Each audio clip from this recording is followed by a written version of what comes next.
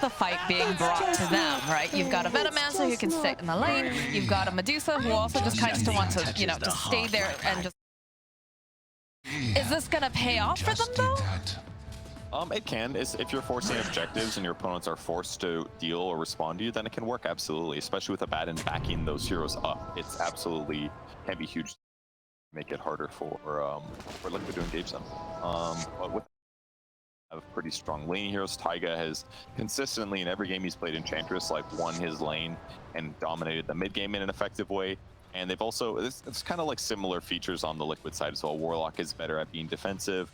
Enchantress will be the person in the front line that's going to make it difficult for our smashers to initiate. So I think I like the fact that Liquid has better capabilities to get solo kills across the map or gank better.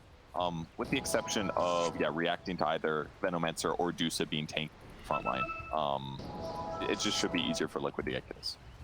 Well, we will have to see, because historically, you know, Helper Smashers, they like to take it to game 3. They enjoy, you know, trying to take that game number 2 and evening out the odds. But definitely a bit scary from what Liquid have coming out here with the draft.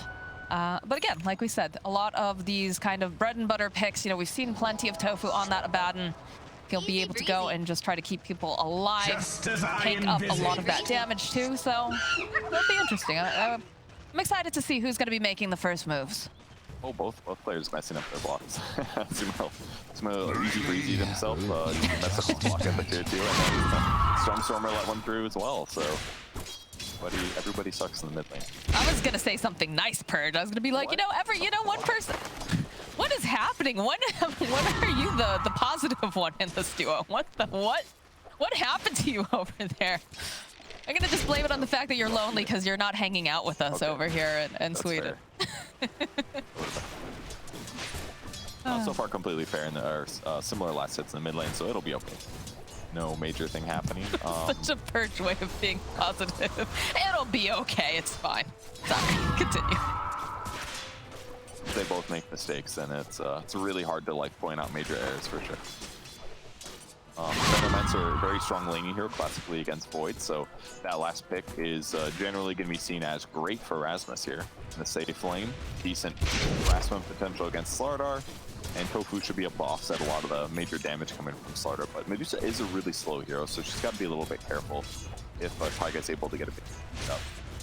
You have a sentry coming, he does. 2 sentries on the way. So he should be able to use those to regain control of the large camp, and then with the large camp, probably bully Abaddon and the Medusa.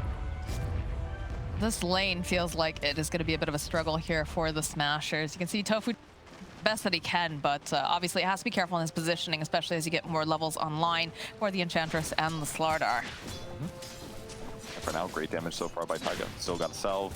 Here comes his more extra. Actually doesn't have any more regen past his salve, so he'll be a little bit weak after this, but he will be able to deward the camp now. So maybe large creep at 3 minutes, we'll see. Top lane, Rasmus doing the best that he can. Do get the water rune snapped up here by Stormstorm. A little sidestep there, making sure that doesn't immediately get cancelled. And Sumail should be able to bag himself the one on the top rune spot. I think a pretty even matchup though right now. 14-0, 12-1. No one's really running away with the game yet. I would say that Wind Ranger is a slightly more proven mid-hero right now. Most of the co-op games we've seen have felt a little bit inadequate. With that said, she just got little buffs to Scream of Pain. The mana cost at later stages is not as bad. It's basically the same early, but it has a better AoE and a little bit less mana, so she should be able to accelerate farm. In fact, Stormstormer just didn't get Shadow Strike at all. And that's pretty fair, because realistically, she's not going to be able to kill Wind Ranger, because you have to use Dagger and a lot of right clicks to kill people. So if Sumail could just use Windrun and run away in dangerous moments, it's just not worth trying to out-harass. So she'll just go for farming instead. Maybe that'll make it feel better. Bottom lane, Koifa collecting the first blood. You could see Tofu knew he was dying there, made sure that he got off one of those missed coils right off the end. That way he could just be as efficient as possible and keep Medusa's health topped up. But again, it's like difficult lane. People, you're like, well, if I could still suicide, I would have suicided there, That's definitely possible. It's like Roddy on Pudge right before you're about to die for sure. Same thing. Priest's Void struggling a little bit here, but he's getting a lot of heals from Warlocks. That's definitely offsetting his this normally very difficult lane. I mean, I feel like we see this a lot coming out from Insania in particular. He's usually on a hero that's able to either, you know, replenish health or replenish mana, right? Because we had that whole stint where Keeper of the Light was very, very strong. So he's playing a lot of that. Otherwise, you know, you see him on the Oracle, you see him on the Warlock, things that are going to help his core stay in lane and, you know, provide that sustenance. Yeah, it's really important. Lane stabilizers, absolutely. Radiant's middle tower Insania gets a side pull off, didn't get a stack off. But still very good for lane control here. McKay hits level 4, still struggling on regen a little bit. Insania's about to hit 3.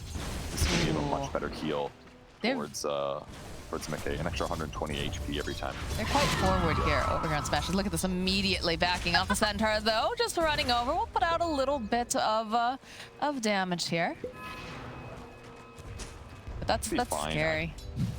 I mean, if he uses Enchant offensively, they can just dispel it with Apod and Shield. So, they are definitely forced to back up right now while Poke counter pushes the lane and gets full last hits. But you know, the center will go away, and then he's got to go grab another one if he wants to keep being aggressive. There's a Satyr Tormentor he can grab though, over by his Ancients. So pressure continues.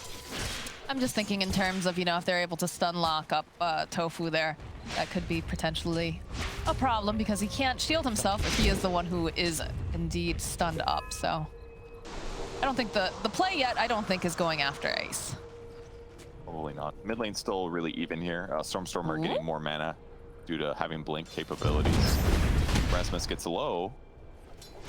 He's taken down thanks to these fatal bonds. They're just kind of, it's like a little bit of a flirtation here on this top line. You see Rasmus, you know, dishing out a bunch of damage, McKay just backtracking, or, you know, having Insania heal him back up, and then they go back in for another play, but then Gilger can't, you know, it just back and forth here. We haven't seen any hard committals, it feels, for sure.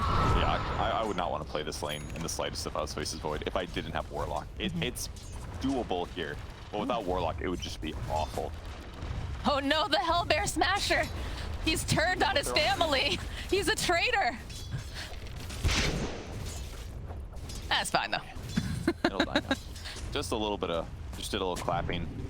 And now it's gonna run away. Camp is, and he's got another one. He's been able to keep the large camp unblocked here on Taiga's side and blocking the small camp of the sentry as well. So Radiant structures are a little bit more experience, gives Quake but tons of deny. He's got 12 already here.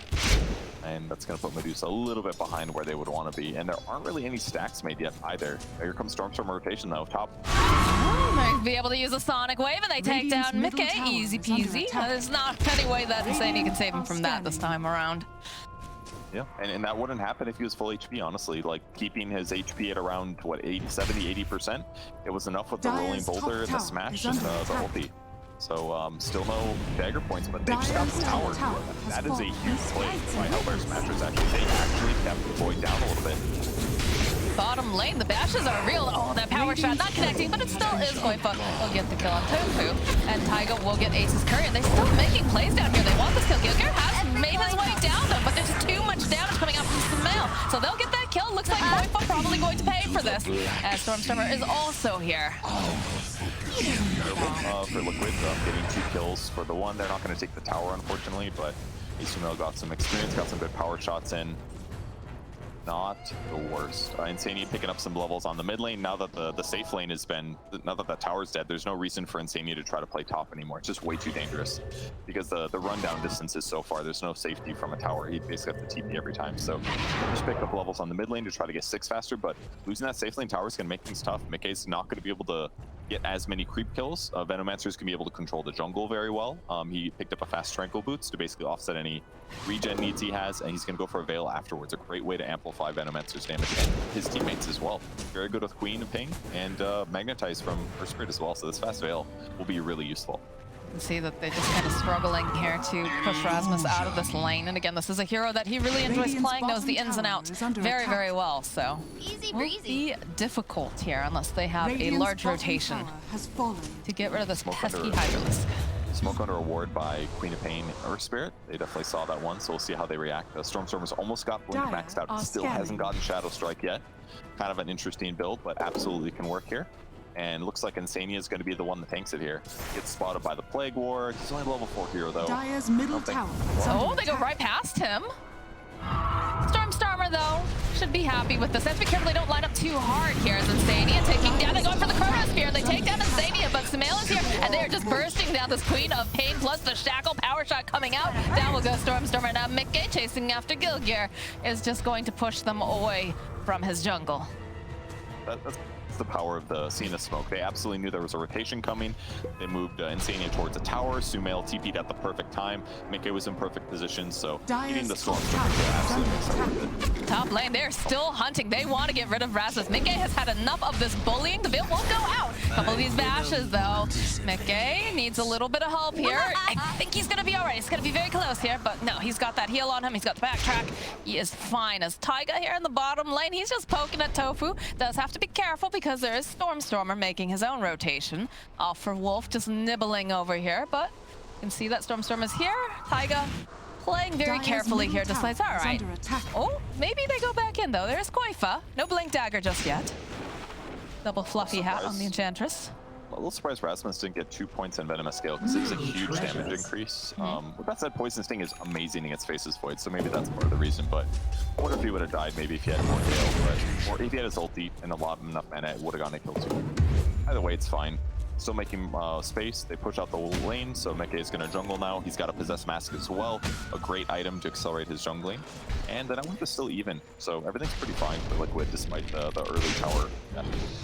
Look at Koifa. He knows that Tofu has just been sticking around here. He was hunting, but he will teleport out. Doesn't want anything to do with Koifa. Doesn't want to help accelerate his Blink Dagger.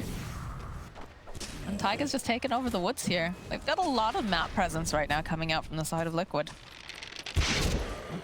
Yeah, it's not bad at all. They've got Infernal Golem as well, so if Insania keeps playing here around Faceless Void, he can help offset any potential deaths here. Break smokes, they're going to kill the sentry work to protect their ward. Rasmus is still a little hesitant to invade. He's got the Veil, so he has lots of damage, but his survivability is not super high. There's another sentry, they'll probably get the ward here now. I mean, they spot Mickey over here. Gonna try to take some of these last hits, try to bully Mickey a little bit too. They are managing to do it. They have Gilgear nearby if they wanted to try to hard commit, but I think going down to the low ground, it's a little bit too scary for them. They're very close to the tower. Doesn't look like they're going to quite chance it. But Rasmus will be as obnoxious as possible with his Venomancer and try to bully him out of the jungle, which he does succeed in doing.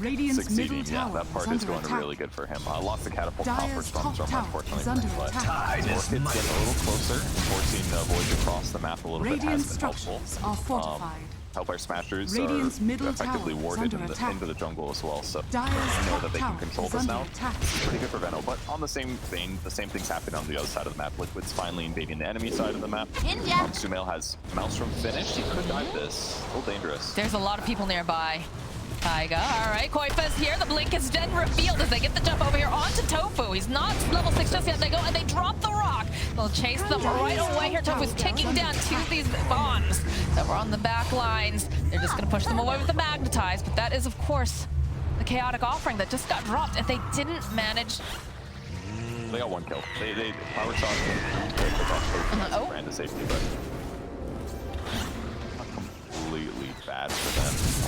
And they're still farming on Mickey, which is still good for them. His net worth is a little bit lower, but not out of the realm of possibilities. Kind of curious to see what Sumail does item-wise. Maelstrom is the standard Windranger build. I really like the Mjolnir build right now as an item to transition to. MKB does atrocious damage per hit compared to what it used to do. It used to do like 75 magic damage per hit. Now it does like 44 or something. Koifa just showing up and is going to get deleted here by Sumail. A nice jump there coming out from Koifa. And that Blink Dagger changes everything now. Because now Rasmus, who doesn't have very many survivability items, can't defend himself if he gets gone on like that. Scary. Oh, there's the Chronosphere catching over onto 2. The Sabaton's not going to be able to keep Ace alive as they're following up. Koifa gets a nice bash off. We'll follow up with the crash the line up here with the trees. We'll have that borrowed time proc over here, and Liquid will take the middle tower. Radiant's middle tower has fallen. Didn't actually have Stone Gaze yet, but Chronosphere guarantees the kill either way. Not too uncommon to delay it. But the tower finally falls, and now Liquid has the map control, and they have a Slardar, so good luck, Hellbears. You guys got to fight into this. Positioned really well. Let's get Gale. He's in a little bit of trouble here. Don't have a heal. We'll force him out. The Orchid now is completed for the Queen of Pain, so that is going to allow Stormstormer to make a couple more plays around the map. But the way that Liquid has been playing has been very tight, very grouped together, and it feels like whenever one of them is roaming, or rather whenever Koifa is roaming, let's put it that way, there's usually a +1 nearby.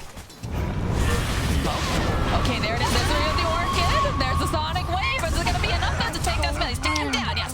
They'll be able to find that kill. Gilgir still hunting. Chase after Insania here. We'll roll backwards. But focusing over here onto this tower, Tofu's just going to heal up Stormstormer, and they're going to continue to put down pressure. Koifa standing nearby, though. Just have to be careful. This is very obnoxious to play into when you're a Slarta with a Blink, is that every time you're just going to get hit with some of these disgusting little Hydraless wards. Plague wards. Not bad. Hellbear Smasher's fighting back really effectively. They get that, the force him out of Roshan. The Orchid is going to be really useful against all these cores. Basically, the one that's a little survivable is Slardar. But Void and Windranger are very vulnerable to not being able to cast spells, and that's why both of them, or at least Windranger is going for a fast BKB after Maelstrom. This is also extremely standard. You need to get this because too many disables counter Windranger. But once you get BKB, then it allows you to keep playing the game. But that was a huge kill. Who got the gold? Stormstormer did. So you can catapult him even closer to his next item. See what he goes next. Sanj Yacha would be pretty, or sorry, Sanj Kaya would be pretty good on Queen of Pain, maybe. Oh dear. Ace getting spotted out here. Does have the Stone Gaze, though, so we'll be able to pop it. Taiga and Koifa, and we talked about this. This is the hit squad. Koifa +1. He's got the Blink Dagger online. Look how tanky this Enchantress is, too, with the two fluffy hats, medallion and whatnot. My goodness. The medallion, too, really effective. 5 more minus armor. That's basically half of Slardar ulti, so Juice has got to be careful. When her mana gets drained, minus armor is really dangerous. Like they want to make a play, and they find themselves Gilgir. They'll be able to go shackle him up momentarily. They need to block off. Oh, they don't even need to. Never mind. Koifa finishes off Gilgir. Says, get out of my jungle. Really nice catch there. They'll retake their jungle, get some V-warding down here. Sania is so happy about 50 gold for sentries at this exact moment. Scary. Yeah, I was confused about that. Like, they both just kind of sat there for a minute in terms of like, wait a minute. I got to finish up this creep. Wait, and then Koifa's like, what am I doing? Jumps forward, but she's already blinked away. I think they were both looking on the minimap directly, rather than on They're both shopping, you know? Like, what am I going to get next? Huh. A little surprised, though, that we didn't see the instant jump there. Perhaps they were waiting also for, you know, some more backup. Who knows? I gotta take in the top lane because he's a little bit more survivable right now, but quite fishing for kills. Dire's courier has been killed. Those Plague Wards, man, they are obnoxious. As Rasmus, again, he is leading the charge into this jungle, and he's just being a thorn in their side as they jump forward over here. They go and they drop the Chaos Offer. They're going to try to re-engage. Sonic Wave comes out, though. Koifa's already dead. Now it's Stadium running for his life, but Taiga joining into the fight here. Midgate looking for the opportunity. He just can't seem to find his Stadium over on the side. He is going to go down. Taiga just chipping away over on the other line. So Koifa finding Stormstormer gets a nice bash up. They need more, and they'll be able to have the lockdown with the Chronosphere. Sumail coming in hot with that power shot, and now Ace. He's already used the Stone Gaze. Sumail is hot on his heels. He wants this. He's hoping he can line up the shackle. We'll be able to go and land it over here onto Misery. Tofu coming in with those Aphotic Shield buys a little bit more time. Taiga having to be careful. Did get hit with that Veil. They need to just clear out all of these Plague Wards from their jungle. It's really hard to deal with these right now because they're just preventing Koifa from re-initiating. Him getting Galed as well, making a huge difference, but surprising that they were able to kill Quap. It was very, very close. The Chronosphere jump was just on the edge, right as his blink was coming through. Great pickup with the Nether Shawl as well. Excellent on most agility carries because you have tons of armor, and getting just all this, like a free hood, better than a hood, is amazing against magic nukes like Quap and Venos. So this is the perfect item for McKay here. I don't think it's ever a bad game to find a shawl. There's always someone on your team that can use it. Yeah, it's my favorite neutral item for sure. I love getting in a lot of games. Roll forward, trying to grab Taiga to get the signs off Insania, trying to keep him alive with the Shadow Word. Another roll forward here from Gilgir with the kickback. Sumail, he wants this though, is going to be able to go and shackle Gilgir over here to the tree. He's going to burn him down very quickly, and they still haven't managed to kill Taiga with all of this healing. Over on the side though, Koifa is getting kited. Rasmus though, is going to try to get protected here by Tofu. Still kiting, still looking for this opportunity. Sumail, though, clicking away, trying to get some more of this damage off. Will be able to go pop the shield again. Another one being tossed out immediately. Nice power shot coming through as Ace is wandering back in. A fun game. They're spending so much time near each other, but it's like kind of difficult to fully commit to a fight. But they can cover each other, so it's a little bit. It's not quite as bursty as most of the games we watch, but it makes for some interesting, a lot of cool decisions. BKB's been ready for Sumail that whole fight, by the way. He's just holding it. He knows he doesn't quite need it yet. If he gets gone on in a bad position, he's going to pop it. But for now, it's just going to guarantee that he gets to continue playing the solo killer for the rest of the game. And if you don't play Windranger like that, Radiant's and you don't middle tower is under attack. you're getting kills, you're going to struggle on this hero a little bit. Dire's But he's going the perfect build, and he's queuing up bags attack. afterwards. I do like how Taiga is now set into the role of cleaning out the jungle. He's basically the janitor over here. For Team Liquid, trying to get rid of all of these pesky plague wards, because Rasmus has been an absolute thorn in their side. He's definitely playing this hero very nicely, and bringing a lot of attention over to him, and allowing Ace to get that farm up, because he is sitting pretty nicely there. Not quite as high as Sumail, right? 9.9k on Sumail, but Ace sitting at 9.5. So I'm just a little unsure how Medusa is gonna do against a hero like Windranger. Like, I feel like Windranger is just gonna beat her as the game continues if their network stays the same. Because no matter what, like, Windranger has incredible single target damage because of focus fire. And Medusa, yeah, she does a lot of AoE damage, but she doesn't do well against a Windranger, period. Like, you just use Windrun and you run away. It's that simple. So I just feel like if they keep this net worth distribution and we fast forward 20 minutes of the game, I just feel like Liquid's gonna have the advantage. definitely a problem that they don't have a whole heck of a lot of catch coming out from the side of Hellbear Smashers. They have plenty of slow, obviously, when you take into account that they have this. Oh, they jump forward immediately. Roll forward here, over onto Taiga. Sonic move is just not enough to kill him right off the bat, although eventually Stormstormer will collect the kill. That wouldn't hurt too much. Maybe a mistake for Taiga not to go with it this game. I feel like some magic resistance there would keep him alive, but it's still a lot of magic burst, so. And they have a Veil too. Like, magic resistance would be pretty solid this game. A little surprised he didn't go for it. But maybe wanted to go this Hurricane Pike instead, or not the Hurricane Pike, the Dragon Lance, just to deal with the wards better. It's not a terrible idea, but maybe in that they lost that tower right there because he got Radiant's bottom tower is under attack. Here they go, blink in, silence. There's the dagger, the ultimate, the full follow-up, just a ton of magic, damn it. Pushing him away from the tower to lower his chances of living. He was a little close to living. It was pretty cool. I feel like if he had a cloak, he might have lived. If he had a hood, he definitely would have lived there. Could have taken a fight. That, or just the fact that, you know, he was silenced. If he got the sprites off, perhaps he could have survived for. No, kind of shoulda, woulda. But over here on the side, Gilgear, he gets spotted out, and he is going to be a sacrifice to Sumail. Shot, right? Radiant's And they're in the Roche pit, though. It's taking quite a while, though. I'm not sure. And look at the scan. They know. They're on their way. Tofu has to be a bit careful. He's been trying to tank it up. Looks like they'll trade over here on Ace. Are they going to contest, though, is the question. Are they going to get there fast enough? They got the tier 2 bottom, which is okay. Like, oh, they're moving in now. I don't know. I'm not sure about this Taiga. He's got the sprites up immediately. He's going to just wander into the pit. He's just going to get Yule's up. So Ace will be able to get the Aegis, but the follow-up is immediate now. Sumail looking for that last. Not going to be able to quite find as the Stone Gaze gets up from Ace. Doesn't want to have to deal with this, especially now that Stormstormer has just picked up a fresh BKB. So he's going to be able to create more chaos in these fights. That is going to help for sure. So Liquid does get some map control. They didn't take the shrine before they crossed the map, but they regained theirs. I think they're, like, it's not great for their opponents to have an Aegis, obviously, but I think this is not that bad considering. I don't really see them picking up a Medusa and a gank, generally. But this does give the Hellbear Smashers the ability to maybe force some like tier 2s or something like that. So, but I don't really see the Aegis as like a huge worry to Team Liquid because they have such strong team fight. They've got Golem, they've got Chronosphere. They can shackle 2 people pretty much every time after a Chrono is completed. So you're looking at a really fat stun here, and if Smashers are not careful, they're going to get team fight wiped here, regardless of the Aegis. I was going to ask if this would be more of a farming Aegis for Ace, just to, you know, buy him a little bit more time and insurance policy sort of thing. I didn't think that Smashers were going to be super aggressive, but you do see them invading, and there is a courier over here. It's going to be immediately ripped down by Stormstormer. Sumail doesn't have anything on it, but... Yeah, he already got delivered. Farming, yes, basically. That's how I see it right now, for sure.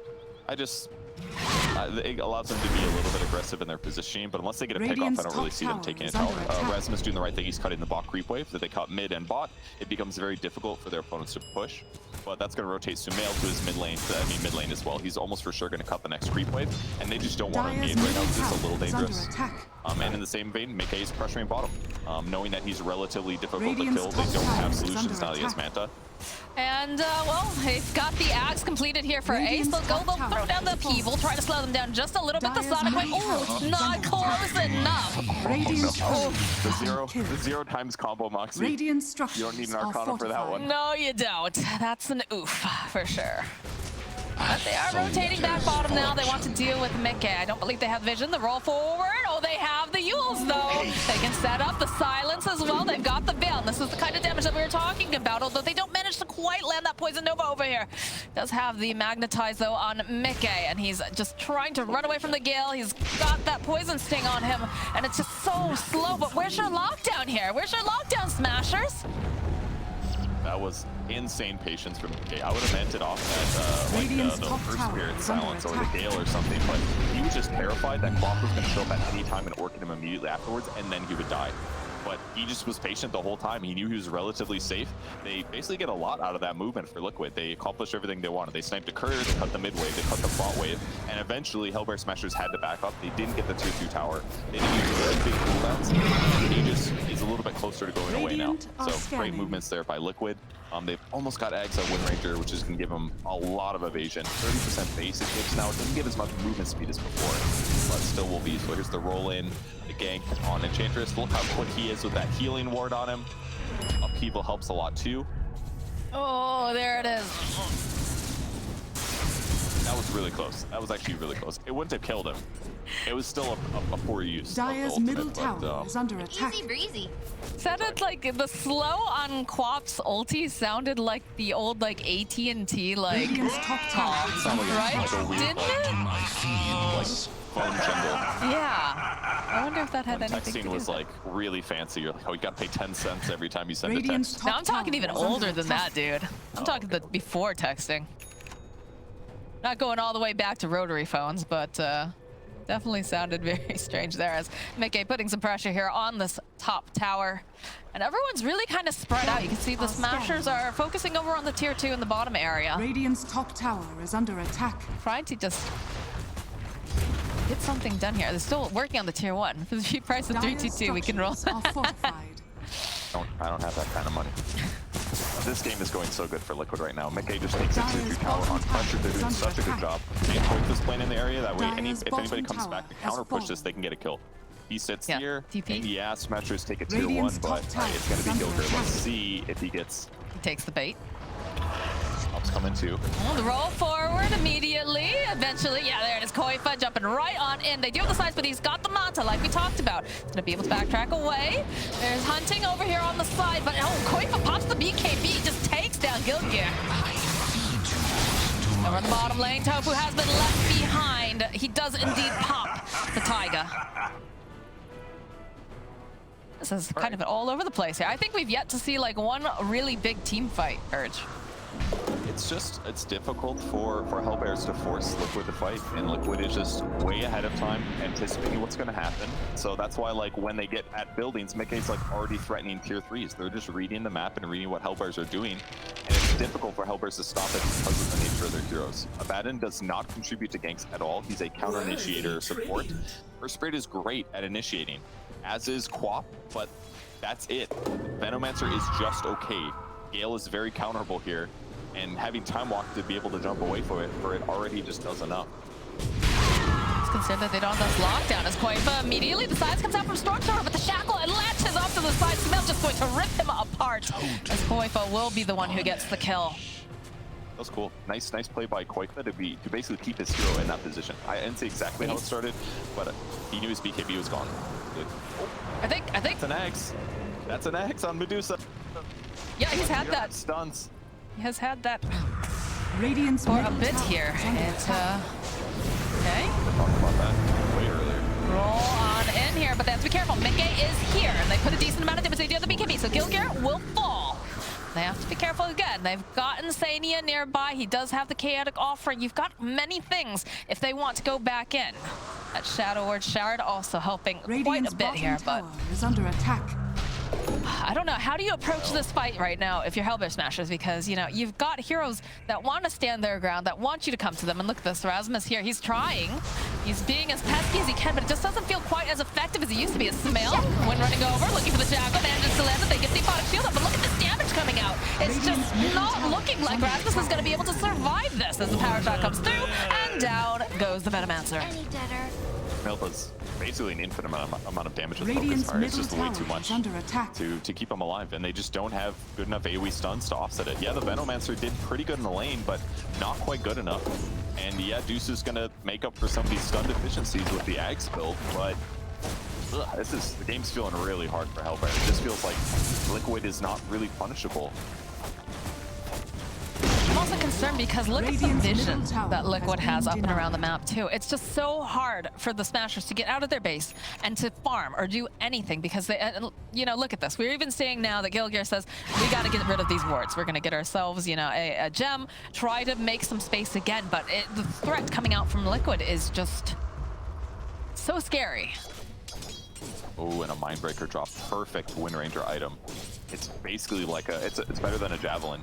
It's insanely valuable for his single target damage. I wouldn't be really surprised if he doesn't use that. They see Gilgear, and they can see Ace walking on by. And immediately, the follow-up here from Sumail. It's a quick pick-off there with the power shots. That is just a gem that is down on the ground as the chase is on. They're going to back off from Ace here. Look at how fast this Medusa is just jogging home. Doesn't want anything to do with this, but Sumail is looking for that latch here. Wants to get the shackle off. Won't be able to go and find Raz. This is more than happy with this as they just burst him down. Unstoppable. Illusion. And, oh, okay, Mickey is just, you know, playing around with Ace. A polite hello, goodbye. We're coming for your buildings. Giving him the taunt. This is basically effective for him to chart here because the Chronosphere, like, they have so much room to play with. He can just, like, say, like, am I chronoing now or is it going to be later? And it's just going to force Smashers to have to play so much more defensive. Like, genuinely doing moves like that and just making your opponents feel uncomfortable is huge in pro games because it just makes them feel like they can't leave each other because at any moment that chrono could be real.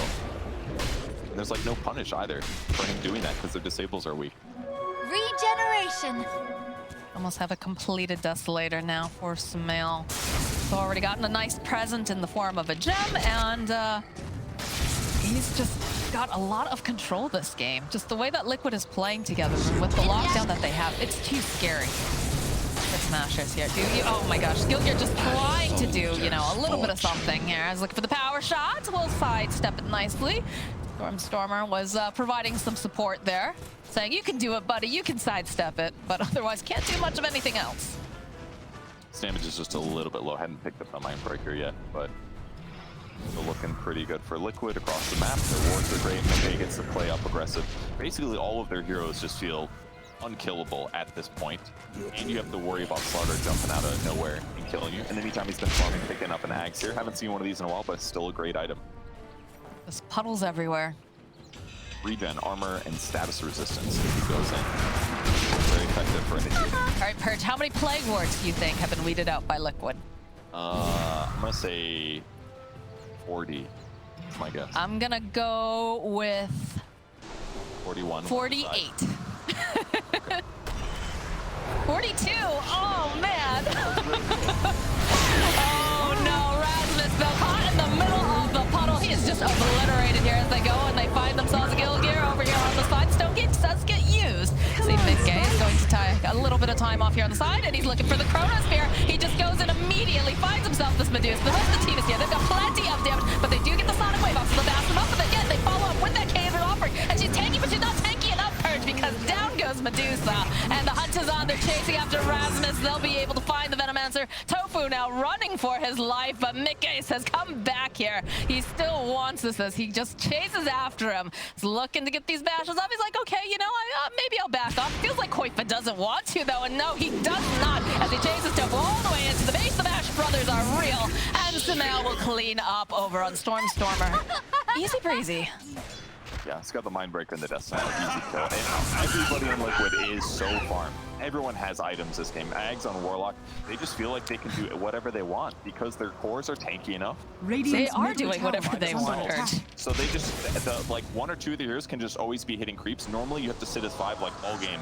The margins are so thin and staying alive, but just the draft matchups as the game continues here were just so good for Team Liquid. And the racks are going down. Barracks are under attack. There's no buyback over on the side of Smashers. They are just going for the finish here over here on Liquid. Sandy just dropping down the upheaval. So stay in your base. You don't want to come out here. Mechanic picks it up now here for Mickey. It's just looking a little bit too difficult, but they'll throw up fortifications. Look at Ace, he's so slow. Mickey running, boops him on the nose, and goes right back to towers again. Doesn't want to get too overeager here. Looking again, time dilation. The jump over here onto Rasmus. They've had enough. Like we said, this Venomancer has been a thorn in their sides. So the disarm over on the side, but Taiga's just dishing out the damage over here onto Rasmus. Mickey gets the kill. And now it is Ace over on the back line. They chase after Gilgear. They'll get that kill.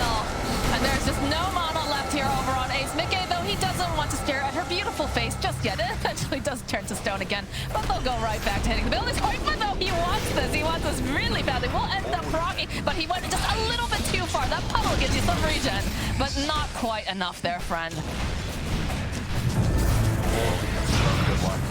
They're trying. They fight back. They're going in again. The Sonic Wave. Can they blow up Mickey is the question. It's not looking like it's going to be enough because Gilgear, he will fall. This BKB over in Stormstormer is nice, but it's not enough to protect him as this Medusa just tried to dish out as much damage as she can, but she's getting stunned up. Koipa getting into position. And look at these split shots. She's trying. She's doing everything, but Ace is just not got the damage to take it down the side of